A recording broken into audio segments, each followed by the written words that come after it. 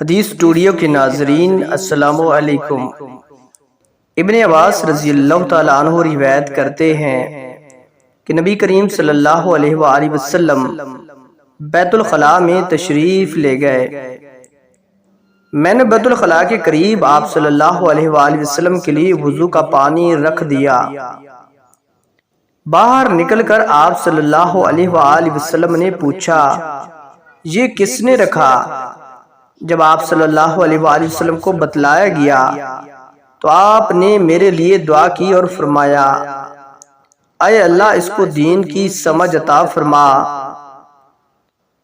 ابو ایوب انصاری رضی اللہ تعالیٰ عنہ روایت کرتے ہیں کہ رسول اللہ صلی اللہ علیہ وآلہ وسلم نے فرمایا کہ جب تم میں سے کوئی بیت الخلاء میں جائے تو قبلہ کی طرف منہ کرے، نہ اس کی طرف پشت کرے، بلکہ مشرق کی طرف منہ کر لو یا مغرب کی طرف۔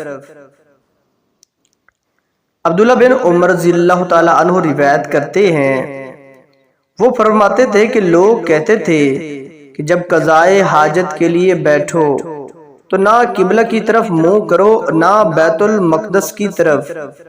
یہ سن کر عبداللہ بن عمر رضی اللہ تعالیٰ عنہ نے فرمایا کہ ایک دن میں اپنے گھر کی چھت پر چڑھا تو میں نے نبی کریم صلی اللہ علیہ وآلہ وسلم کو دیکھا کہ آپ بیت المقدس کی طرف منہ کر کے دو اینٹوں پر قضائے حاجت کے لیے بیٹھے ہیں۔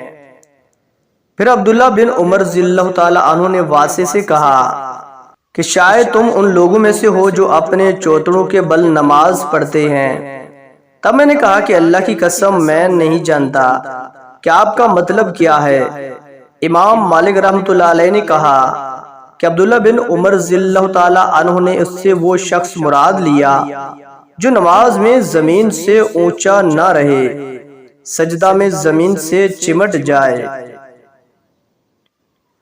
عائشہ رضی اللہ تعالیٰ عنہ روایت کرتی ہیں کہ رسول اللہ صلی اللہ علیہ وآلہ وسلم کی بیویاں رات میں مناسک کی طرف قضائے حاجت کے لیے جاتی، اور مناسک ایک کھلا میدان ہے، تو عمر رضی اللہ تعالیٰ عنہ رسول اللہ صلی اللہ علیہ وآلہ وسلم سے کہا کرتے تھے کہ اپنی بیویوں کو پردہ کرائیے، مگر رسول اللہ صلی اللہ علیہ وآلہ وسلم نے اس پر عمل نہیں کیا۔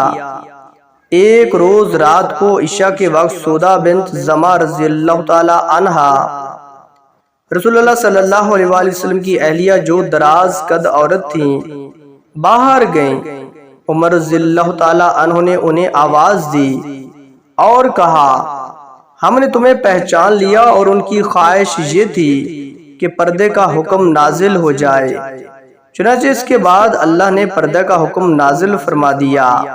عائشہ رضی اللہ تعالیٰ عنہ وہ رسول اللہ صلی اللہ علیہ وآلہ وسلم سے نقل کرتی ہیں کہ آپ صلی اللہ علیہ وآلہ وسلم نے اپنی بیویوں سے فرمایا کہ تمہیں قضائے حاجت کے لیے باہر نکلنے کی اجازت ہے۔ حشام کہتے ہیں کہ حاجت سے مراد پاک خانے کے لیے باہر جانا ہے۔